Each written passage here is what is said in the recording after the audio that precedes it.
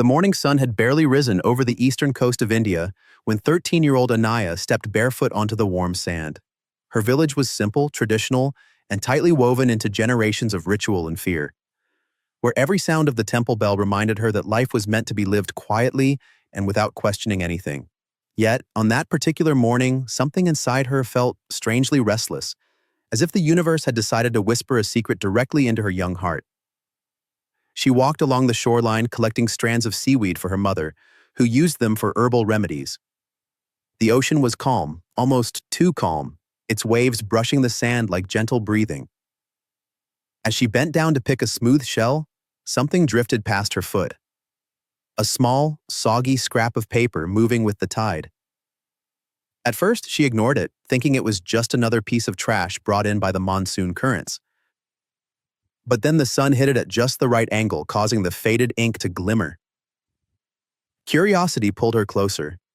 She lifted the trembling piece of paper from the water. The soft fibers were tearing, but the writing on it was surprisingly clear. It wasn't Hindi. It wasn't Tamil. It wasn't Sanskrit from her schoolbook. It was English, simple, delicate, and strangely warm. She read the lines slowly, whispering the words as if they were forbidden. For God loves all his creation, and his mercy embraces those who call upon him. Anaya froze, not because she fully understood the sentence, but because of how it made her feel. Her heart fluttered, not in fear, but in a way she had never known. Gentle, comforting, almost like someone placing a warm hand on her shoulder. She whispered the words again and again, as if tasting them might help her understand why her chest felt so light. God loves all his creation. Loves all. This was not something she had been taught. In her home, God was powerful, distant, easily angered if rituals were not followed correctly. Love was never part of the description. Fear was. Punishment was. But love? Never. She looked around nervously, half expecting someone to accuse her of wrongdoing, but the beach was empty. Only the sea, indifferent and eternal, watched her. She folded the paper carefully and hid it under her shawl. The entire walk home, her heart beat faster than her footsteps. She felt as though she was carrying a spark, small, fragile, but capable of setting an entire forest alight. She knew instinctively that this scrap of paper was not meant for the world to see. It was meant only for her. That night, after everyone had fallen asleep, she pulled out an old tin box that once belonged to her grandmother. She placed the folded paper inside with an almost sacred tenderness. As she lay down on her thin cotton mattress, the words continued echoing in her mind like a lullaby crafted from hope. God loves all his creation. For the first time in her life, she fell asleep not out of exhaustion, but out of wonder. For the next several days, Anaya carried the scrap of paper in her pocket as if it were a heartbeat outside her body. She touched it when she woke up, before she went to school, and again at night when everyone slept. The sentence written on it felt alive, each word breathing courage into the corners of her mind where only fear had lived before. Yet the more she repeated it silently, the more she realized something dangerous. A quiet change had begun inside her. At home, everything remained as strict and predictable as ever. Her father rose before dawn, lit incense, and recited mantras with unwavering precision. Her mother prepared offerings, correcting Anaya whenever she moved too slowly. Discipline keeps the gods pleased, Ibais, she often said. But Anaya, for the first time, found herself wondering, is fear the only way to please the divine? It wasn't rebellion that stirred in her. It was confusion, gentle but persistent. During prayer time, where she once stood motionless beside her family, her mind now drifted elsewhere. She tried focusing on the idol before her, on the smoke swirling from the lamp, on the rhythmic chants filling the air, but the words from the scrap of paper cut through everything. God loves all his creation. A God who loves, a God whose mercy embraces, a God who responds when called. Her chest tightened with a feeling she couldn't name. Was it wrong to imagine God this way? Was it sinful to hope that the divine could be gentle? One evening, during the temple's communal prayer, she unknowingly hesitated before bowing. Her hands trembled, her head dipped lower than usual. She felt watched, not by God, but by people. And she was right. Her aunt, a sharp-eyed and deeply traditional woman, stood behind her, observing every movement. The slightest irregularity never escaped her notice. After prayer ended, she approached Anaya quietly, almost too quietly. "You seem distracted these days," she murmured. Anaya forced a smile. "Just tired, Auntie." Her aunt did not look convinced. Her sharp gaze lingered on Anaya's face long enough to make her throat dry. It felt as if the older woman could hear the echo of the forbidden sentence beating inside her chest. Later that night, while Anaya served dinner, her aunt arrived unexpectedly at their home. She sat with Anaya's parents and spoke in low, serious tones. The adults' occasional glances toward her made the air heavier than smoke from the kitchen fire. Though she pretended not to notice, her heart thudded wildly. Was she being questioned? Had someone seen the paper? Had she unknowingly revealed something?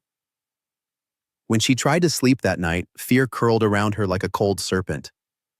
She clutched her tin box to her chest and whispered, "Please, whoever you are, don't leave me." The confusion was now a storm, and storms never stay quiet for long. Over the next week, the uneasiness in Anaya's home thickened like monsoon clouds ready to burst. Her aunt's eyes followed her everywhere, with attention that felt less like concern and more like suspicion. Anaya began moving carefully, speaking softly, and praying that no one would notice the trembling in her hands each time she touched the pocket where the folded scrap of paper rested. But inner changes have their own way of showing. One afternoon during the midday prayer at home, her family gathered around the small shrine, oil lamp flickering, incense trailing slow spirals toward the ceiling. Her father began the chants, her mother harmonized, and Anaya tried, desperately, to focus. She pressed her palms together, bowed her head, and attempted to recite the familiar words. But her heart was not listening. Her mind returned to the message that had taken root inside her. A message promising love, mercy, and a God who did not demand fear as proof of devotion. Her lips moved with the family's chants, but her soul wandered in search of that comforting presence she had begun to feel in moments of solitude. As the prayer reached its midpoint, all three family members bowed toward the shrine. But Anaya's head lifted for the briefest moment, only a second, barely noticeable. Yet enough. Her eyes drifted, not forward, not toward the shrine, but sideways, as if instinctively seeking reassurance from something else, someone else.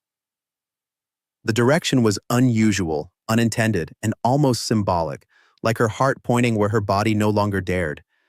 When she lowered her head, her aunt's stare was already waiting. The older woman had stopped chanting. She stood frozen, eyebrows furrowed, eyes burning through the air like hot coals. It was the look of someone who believed she had just caught a forbidden act in motion. A trap had just quietly snapped shut. After the prayer, her aunt approached her, voice low, words sharp. "Your gaze was wrong. Why? Who were you looking at?" Anaya stammered, I was dizzy, Auntie. Maybe the incense—" "Don't lie to me." The accusation hit like a slap. Her father paused while putting away the prayer items. Her mother stopped stirring the pot in the kitchen. Silence stretched across the room like a net tightening around her neck. Anaya's fingers twitched nervously, her pulse hammered. "I wasn't lying, I just felt different," her aunt interrupted. "Yes, I've noticed." Her tone held something chilling, not anger but certainty. The certainty of someone who believed they had uncovered a hidden threat. She stepped closer, lowering her voice further. "You are changing, Anaya, and not in a good way." A shiver crawled down the girl's spine. That night at dinner, her aunt spoke quietly with her parents again. Words like bad influence, strange behavior, and spiritual impurity floated through the room like poisoned arrows. Her mother avoided meeting her eyes. Her father chewed in silence, troubled. Anaya knew then that her aunt hadn't simply suspected something. She believed something was wrong with her. deeply wrong, and once belief settles in an elder's mind, accusations are never far behind. The next morning began like any other, but Anaya felt the tension in the air before she even opened her eyes. Her mother's footsteps were quicker than usual. Her father spoke in short, clipped sentences, and her aunt, who normally visited only a few times a week, arrived at dawn, her expression grim, her jaw tight. Something was coming, something she feared more than anything. After breakfast, her aunt suddenly said, "Anaya, come to the main room. Now." Her voice wasn't loud, but it carried an authority that left no room for refusal. Anaya's heart thumped painfully as she stepped into the room. Her father sat stiffly on the woven mat. Her mother stood behind him, wringing the edge of her sari. Her aunt stood like a judge prepared to deliver a verdict. "Sit," her aunt ordered. Anaya lowered herself onto the mat, her hands trembling in her lap. The older woman began without hesitation. "There is something wrong with this girl. Her prayers are unfocused.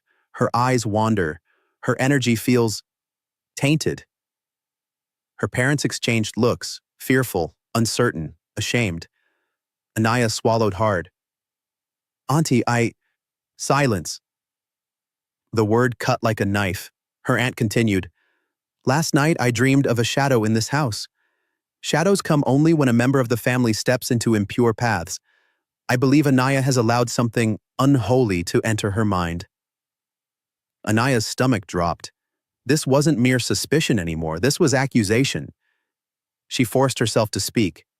"I'm not doing anything wrong. I'm just tired." Her aunt's voice hardened. "If you have nothing to hide, then you won't mind if we search your room." Anaya's breath caught. In that instant, she felt her world begin to collapse. The tin box, her grandmother's old box, was still under her bed. Inside it, the folded scrap of paper containing that forbidden sentence lay quietly waiting. A fragile secret, now on the edge of being torn into the open. Her mother stepped forward weakly. "Sister, maybe this isn't necessary." Her aunt cut her off. "It is absolutely necessary. Darkness must be exposed." With that, she marched toward Anaya's room. Anaya followed helplessly, her legs shaking. Her father trailed behind, silent, as though unsure whether he was witnessing truth or tragedy. When they entered her small room, her aunt immediately began pulling things apart. Clothes, books, notebooks, drawers. Her hands were fast, practiced, relentless. "No, please," Anaya whispered, barely audible. Her aunt didn't stop. She lifted the pillow, shook her bag, opened every compartment of her school satchel. And then, she found the box, the old tin box. She froze for a moment, as if savoring the discovery of a secret. Slowly, dramatically, she opened it. Shells, old beads, a few folded papers, and there, tucked beneath them, the scrap of paper, the one sentence that had brought warmth into Anaya's life, and now threatened to destroy it. Her aunt unfolded it carefully, as though holding something poisonous. She read it silently, her face tightening, eyes narrowing. "This," she said almost triumphantly, "is not from our religion." Her voice shook with outrage. "This is foreign, corrupt, dangerous." Her parents stared at the words as if looking at a snake. Anaya's body went numb. Her secret was no longer hers. The message that had given her hope had now become the weapon raised against her. "You are being influenced by something impure," her aunt declared, "and this will not be tolerated." Anaya felt her breath leave her body. Her fate had just been sealed. The moment her aunt declared the scrap of paper dangerous, the atmosphere in the room shifted from tension to something far darker, something that felt like a storm preparing to devour her whole. Anaya's mother covered her mouth in shock, her eyes shimmering with silent helplessness. Her father lowered his head, torn between disbelief and fear of being seen as weak. But her aunt, fueled by conviction and authority, moved with terrifying purpose. "This must be purified," her aunt hissed, "before it destroys her and this house." Before Anaya could react, her aunt snatched the scrap of paper, wrapped it in cloth as if it were a cursed object, and stormed out into the courtyard. Anaya followed in panic, stumbling over her own feet. "Auntie, please, don't!" Her voice cracked, but her aunt didn't even glance back. In the courtyard, the mid-afternoon heat clung to the air like a suffocating veil. Chickens scattered as her aunt ordered her father to bring firewood. He obeyed silently, as if compelled by forces stronger than reason or love. Her mother stood by the doorway, trembling, torn between instinct to save her child and terror of defying tradition. Within minutes, a small fire blazed in an iron pot. Her aunt held the wrapped cloth above it. "This is for her own good," she declared. Anaya felt her knees weaken. "No, please. It's just a sentence, nothing more." Her aunt's eyes flashed. "You have opened your soul to foreign spirits. You will be cleansed." The word cleansed struck her with dread. She had heard stories, whispers of girls who were purified by extreme rituals, girls who came back scarred, silent, and some who never came back at all. Before she could step away, her aunt grabbed her wrist with crushing force. "Sit, kneel here." Anaya pulled back instinctively. "Auntie, please, this isn't—" Her aunt slapped her, hard. The sound echoed through the courtyard like a whip crack. Her mother cried out. Her father flinched but did nothing. Tears blurred Anaya's vision as she fell to her knees. Her aunt placed a large pot of water over the fire. The metal hissed as the flames licked its sides. The water inside slowly began to rumble, steam twisting upward like ghostly fingers. "You will be freed from this impurity," her aunt muttered. "Pain releases darkness." Anaya's heart pounded violently. She shook her head in desperation. "Auntie, I'm not possessed. I didn't do anything wrong." Her aunt ignored her, lifting the pot with both hands. "No!" Anaya screamed, but it was too late. The first splash of boiling water hit her legs. For a moment, she didn't even recognize the sound that escaped her mouth. It wasn't a scream. It was something primal, something raw, something that tore through her lungs like a blade. The world tilted, her vision spotted. Her skin felt as if it were peeling away in sheets. Her mother sobbed uncontrollably, backing into the wall. Her father turned his face to the side, refusing to witness what was unfolding. "Stay still," her aunt commanded coldly. "This is to save you." The second pour hit her arm. Anaya felt her soul split from her body. Somewhere in the blinding haze of agony, instinct took over. She squeezed her eyes shut and whispered, not with her voice but from somewhere deep inside her, "God, if you are real, help me." It was a plea born from pain, but it created something surprising inside her. Something strong, steady, unbroken. A warmth beneath the pain. A voice inside her heart saying, "Hold on." And in that moment, as the fire crackled and her aunt prepared another purifying pour, Anaya realized this night would not break her. It would define her. The courtyard grew darker as evening settled in, but the fire burned brighter, feeding on wood, air, and cruelty. Anaya lay collapsed on the ground, her legs scorched, her arms trembling violently from shock. Her aunt paced in circles, muttering mantras under her breath as if preparing for another round of purification. Her father stood with his head bowed, frozen between duty and dread. Her mother wept silently in the doorway, unable to move forward, unable to walk away. And then, a knock. 3 sharp taps on the wooden gate broke the suffocating silence.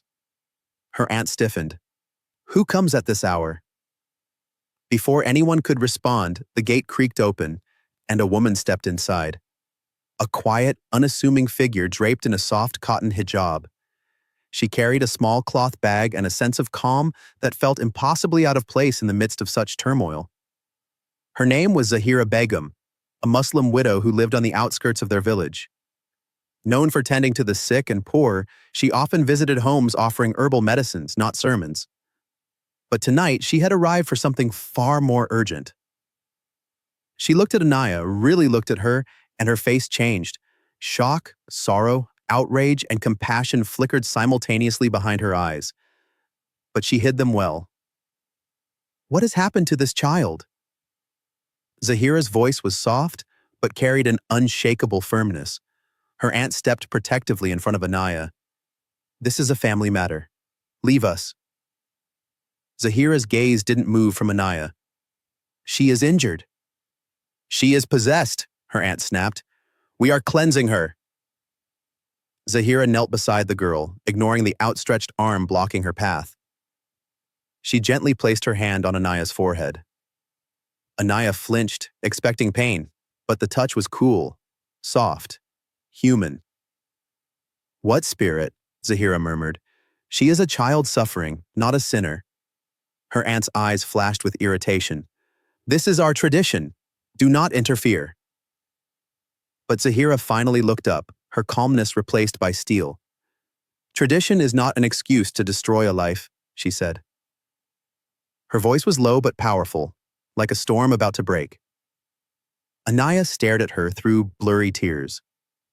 Never in her life had she seen anyone challenge her aunt. Never had anyone defended her so openly. Something warm, hope, fragile but real, began to stir inside her chest.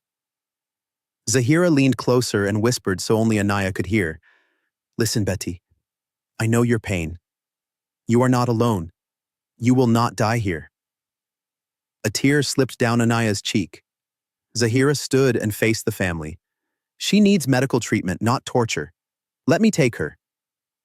No, her aunt barked. She stays here until the impurity is gone. Zahira inhaled slowly, steadying herself. Then I will stay tonight. I must ensure she does not worsen.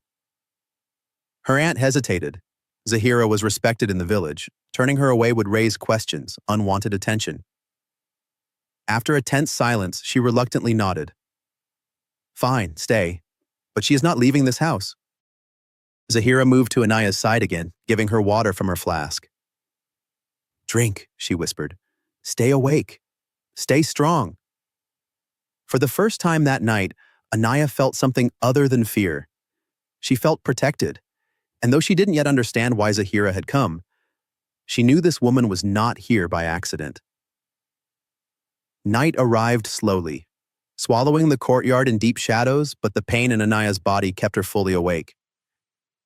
Every movement sent fire shooting across her skin. Her legs throbbed, her arms felt raw. But beneath all of it lived something new, a pulse of hope that hadn't existed before Zahira walked through the gate. The Muslim woman sat beside her long after the family had retreated indoors. She cleaned the burns gently with cool water from her flask, whispering calming words that softened the edges of Anaya's fear. Each moment of care felt like a small miracle. No one had touched her with gentleness since the ordeal began. You are very brave, Zahira murmured. Anaya shook her head weakly. I'm not. I was just unlucky. No, Zahira replied firmly. A child who survives cruelty with her heart still beating is never unlucky. She is destined for something beyond her suffering. Anaya's eyes filled with tears.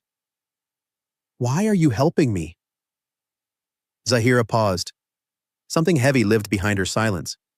Then she said quietly, Years ago, I saw a girl suffer like this. No one saved her. I told Allah that if He ever gave me another chance, I would not stay silent. Her voice trembled, the only sign of the grief she carried. The night deepened. The insects grew louder. The fire pit cooled into gray ash. Inside the house, her father and mother spoke in worried murmurs. Her aunt's sharp voice cut through their whispers, planning the next day's rituals far worse than boiling water. Zahira leaned closer, her tone shifting from comforting to urgent. Listen carefully, Anaya. You cannot stay here. If you do, they will break your body and your spirit. Anaya closed her eyes. She knew it was true. Can you walk? Zahira asked softly. Anaya tried shifting her leg and gasped. The pain was unbearable. I don't think so. Zahira touched her shoulder gently.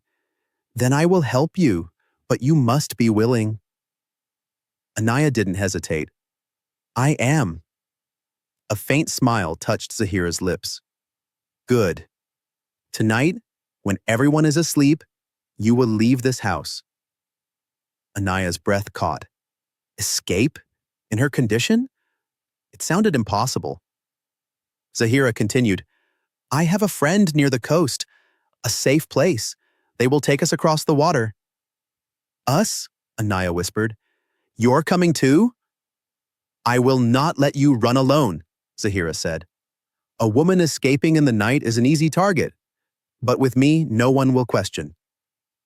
A sudden noise came from inside, her aunt's footsteps heading toward the courtyard. Zahira immediately changed her posture, pretending to check Anaya's temperature. When her aunt stepped outside, Zahira said calmly, She has fever. I will sit with her through the night. Her aunt eyed her suspiciously but said nothing. When she left, Zahira leaned close again. You must pretend to sleep, and when I tap your arm 3 times, you rise. No hesitation. Understand? Yes, Anaya whispered, heart pounding. Hours passed. The house eventually quieted. Crickets replaced human voices. The moon drifted behind clouds, dimming the world into near darkness. Then, a soft, deliberate tap. 1, 2, 3. Anaya opened her eyes. Zahira's face hovered above her, calm and determined. It is time, she whispered. Fear surged, pain surged, but something stronger pushed Anaya upright. Hope. Zahira slid her arm beneath Anaya's shoulders to help her stand. Lean on me, she said. Allah is with us. For the first time since her nightmare began, Anaya believed escape was possible, and she took her first step toward freedom. The night was ink black as Anaya and Zahira moved across the courtyard, their footsteps silent against the cold earth. The house behind them was finally asleep, her father exhausted by guilt, her mother crushed by fear, and her aunt satisfied that she had cleansed the girl into submission. No one imagined that the broken child who lay screaming hours earlier was now rising to flee. Zahira wrapped Anaya in a long dark shawl to hide her burns and trembling limbs. Keep close, she whispered. Let the shadows be our shield. Anaya leaned heavily on her as they slipped through the creaking gate. Every step sent pain shooting up her legs, but she gritted her teeth and pressed on. Freedom was no longer a wish. It was a path she was walking, a path lit only by starlight and courage she never knew she had. The village was quiet. The stray dogs slept in alley corners. Lanterns flickered faintly behind windows where families dreamed unaware. A soft breeze carried the scent of salt water. Reminder of the coast that awaited them. Where are we going? Anaya whispered. To the sea, Zahira said. Across the water lies a place where you will be accepted, not punished, where your scars will not be treated as curses. Anaya swallowed hard. Will my family look for me? Zahira paused. Your mother may, because she loves you, but those who hurt you will convince themselves you disappeared because of impurity, not cruelty. Her voice tightened with controlled anger. That is why we must leave before dawn. They walked for nearly an hour. Anaya's strength wavered again and again, but Zahira supported her without complaint. At one point, Anaya collapsed to her knees, breathless, tears mixing with sweat. I can't go further. Yes, you can, Zahira said gently, kneeling beside her. Pain is loud, but you are stronger than its voice. Stand with me. Anaya forced herself up. One step, then another, and another. Every movement felt like a battle, but with each battle won, her fear grew smaller. At last, the coastline appeared, a vast stretch of moonlit sand bordered by whispering waves. Hidden between 2 large rocks was a small wooden boat. A man stood beside it, his face shadowed but posture calm. This is Ibrahim, Zahira said, a trusted friend. The man nodded respectfully. Is this the girl? His voice held neither judgment nor pity, only sincerity. Yes, Zahira replied. We must leave immediately. Ibrahim stepped forward and lifted Anaya into the boat with surprising gentleness. The wood was cool beneath her and smelled faintly of salt and old rope. Zahira climbed in next, sitting beside her. Where will we go? Anaya asked, voice barely audible. To a Muslim settlement across the water, Zahira said. A place of kindness. A place where you will heal. Anaya's heart thudded. Will they accept a girl like me? Zahira's eyes softened. They will accept you because you are human, because Allah commands us to protect the oppressed. You are not an outsider. You are a soul seeking refuge. That is honor, not shame. The boat pushed away from the shore. Water slapped against the sides, steady and rhythmic, like a heartbeat guiding them into the unknown. As they drifted farther from the land of her suffering, Anaya looked back one last time. She expected sorrow, but instead felt something else. Relief. Like a doorway closing behind her. Like the first breath after escaping a drowning wave. Zahira placed a hand over hers. You are safe now, Betty. This journey is the beginning, not the end. And as the boat glided over the shimmering dark waters, Anaya finally believed her. The boat reached the opposite shore just as dawn began brushing the sky with faint strokes of gold and lavender. Anaya's body ached with a deep, pulsing heaviness, but her heart felt strangely weightless. She had crossed an ocean, not just of water, but of fear, pain, and everything she once believed about herself. Ibrahim carried her from the boat, stepping softly over the sand so as not to jostle her injured legs. Ahead lay a small settlement of modest clay homes, woven mats hanging from doorways, and women beginning their morning routines. The scent of wood smoke and boiling tea drifted through the cool air. This is where you will heal, Zahira whispered, among people who understand suffering and kindness. As they approached the first house, a woman stepped out, a graceful figure in a simple hijab, her expression warm and open. She introduced herself as Safa, the caretaker of the home where Anaya would stay. When Safa saw the burns on Anaya's legs and arms, a look of horror crossed her face, but not because she believed Anaya was cursed.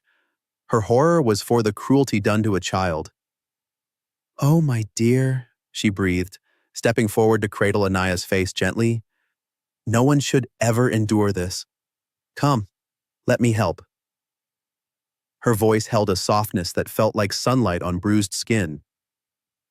Inside the home, the air was cool and smelled faintly of rosewater. Safa prepared a bedding area with soft blankets and cushions.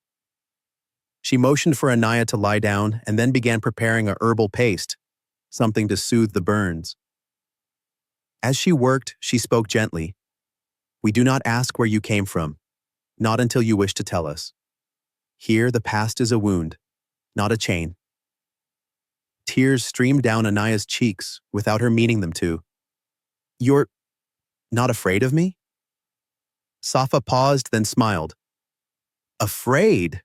Of a child who survived torture? No, Betty. You are brave, and Allah loves the brave. The words sank deep into Anaya's heart. Allah loves, Allah protects, Allah commands mercy. These were things she had never been taught, but here they were lived, not just spoken. Over the next few days, Safa washed her wounds gently, wrapped them in clean cloth, and sat beside her during the long nights when the pain throbbed too harshly for sleep. Each time Anaya winced, Safa whispered, Easy, child. Healing takes time, but it always comes. In this home lived other women too, widows, travelers, and a few young girls who, like Anaya, had escaped violence in their own villages. They welcomed her with warmth, offering her chai, helping brush her hair, and sitting with her in quiet companionship. No one asked intrusive questions. No one judged her scars. One girl named Maria, slightly older than Anaya, sat with her one evening and said, When I came here, I thought my life was over, but Safa taught me something. She said, when people hurt you, they take away your trust. When Allah heals you, He returns it doubled. Anaya felt something shift inside her. Not pain, but a soft glow awakening beneath the bruises of her heart. Even as fever came and went, even as nightmares shook her awake, she began to feel something she had never known. Belonging. She wasn't Hindu or Muslim in their eyes. She was simply a girl in need of compassion. And that compassion slowly rebuilt her sense of self. Amid the healing routines, Anaya grew curious about the faith that these women lived so gently. Not forced, not feared, but embraced like a warm shawl around cold shoulders. She listened quietly, absorbing every whisper of kindness. And for the first time, she wondered, if this is what Islam truly looks like, then what else have I been kept from knowing? Weeks passed, and the rhythm of the small Muslim settlement slowly became the rhythm of Anaya's own heartbeat. Her wounds began to heal, first the outer ones, then the deeper, unseen ones that lived in her memories. Safa, Zahira, Ibrahim, and the other women treated her with a tenderness she had never experienced, not even in her own home. Their kindness had no conditions. Their love demanded no rituals. It simply existed, like sunlight, soft, steady, and life-giving. Every evening, as the sun dipped behind the hills, the village gathered for prayer. Anaya watched from her blanket at first, hesitant to intrude. But as the days passed, she found herself drawn to the serenity in their faces, the calm in their voices, the unity in their movements. She felt no pressure to join, only an invitation written in the air around them. One night, as the call to prayer rose gently through the village, she whispered to Safa, "Why do your prayers feel so peaceful? There is no fear, only calm." Safa smiled, placing a hand over Anaya's. Because Islam teaches us that Allah is closer to us than our own heartbeat. Fear is not the foundation. Mercy is. The words wrapped around Anaya like a warm shawl. Mercy, love, protection. Words she had never associated with the divine before. In time, Anaya began sitting with the others as they prayed, not performing the rituals herself, but feeling the tranquility wash over her. Sometimes she closed her eyes and simply breathed, imagining a world where she could choose her faith freely without punishment. One afternoon, Zahira visited her as she rested beneath the shade of a neem tree. "You are stronger now," she said. "Not just your body, your spirit." Anaya nodded, tracing the scars on her arm. "They don't frighten me anymore." "They shouldn't," Zahira replied softly. "They are proof of your survival. Proof that Allah guided people to protect you." Anaya lifted her gaze. "Do you really think Allah saved me?" Zahira smiled, eyes glistening. "I don't think it. I know it." Her words settled deep into Anaya's chest. For the first time in her life, she didn't feel like a mistake or a burden. She felt chosen, protected. As the days turned into months, Anaya slowly stepped into a new identity. Not forced, not hidden, but chosen with clarity. She asked questions about Islam, sat with the women during their study circles, and learned the meanings behind their prayers. It wasn't conversion she sought, it was understanding, comfort, and truth welcomed her warmly. One evening, a new girl arrived at the settlement, barefoot, trembling, carrying the same haunted expression Anaya had carried when she first washed up on this shore of safety. Safa led her inside, comforting her with the same tenderness she had shown Anaya. As the girl cried in fear, Anaya approached, gently lifting her sleeve to reveal the faded burns on her arm. "You're safe here," she whispered. "No one will hurt you. I know what you're feeling. Because I lived it too."